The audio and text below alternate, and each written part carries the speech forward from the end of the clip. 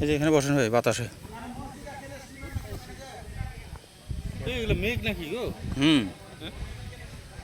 ওই নীলগিরি পাহাড়ে উঠলে আরও মজা লাগবে এই দৃশ্যগুলো, মানে ওটা সবচেয়ে উঁচু, উঁচু থেকে চারিদিক দেখা যাবে। না না, জায়গা মিস করবো নাকি?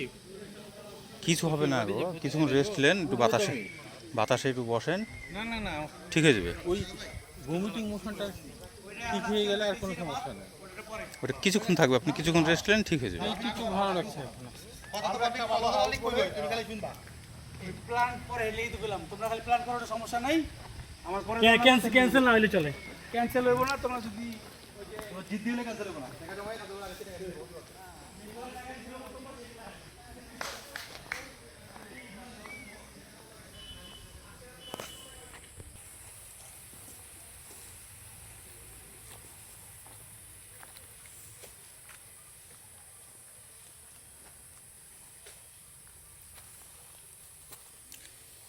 এইসব মাটির গঠন একেবারেই আলাদা, ভিন্নধর্মী পাথুরে টাইপের গঠন, খাঁজ খাঁজ হয়ে আছে, শক্ত, কিন্তু এগুলো মাটি, পাথর না।